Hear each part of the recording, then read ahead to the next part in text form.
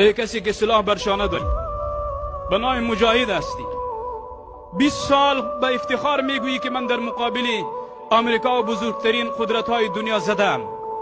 20 سال به خاطر آن زدی که بر بالای ملت خود ظلم بکنی. 20 سال به خاطر آن زدی که بر بالای ملت فقیر و بیچاره و دربدر و خاک بسر ظلم بکنی. 20 سال به خاطر آن جنگیدی که نان را امروز از دهان فقیر بکشی. تو نمیدانی که نبیمان و پیامبرمان صلی الله علیه و سلم فرموده است که لا طاعت للمخلوق فی معصیت الخالق. اطاعت امیر واجب است، اما نه در معصیت، نه در ظلم. اگر تو را امیرت امر میکند که برو ظلم بکن، سلاحت را به زمین بگذار، ظلم نکن. اگر امروز من ملا را فریب بدی، دیگر را فریب بدی، در فردای قیامت الله عز و جل را فریب داده نمیتوانی.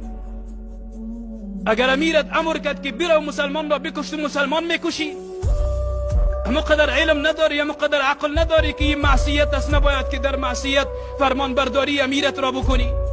امیرت چی است که تو فرمان برداری او را میکنی؟ خدا میدان امیر خود را میشناسی یا نمیشناسی؟ مبادا آن که امیرت آیسای پاکستان باشد و آیسای پاکستان بر گرده هایت تحمیل کرده باشد که این کار را بکن و آن کار را بکن، تو مانند یک غلام حلقه به گوش آیسای پاکستان کاری آیسای پاکستان را پیش ببری، اما نفهمی که من چی کار میکنم. خوش هستی که من امیر دارم و اطاعت امیر میکنم.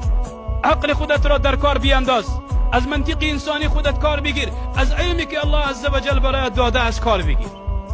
ظلم تاریخی را باید از افغانستان برداشته شد.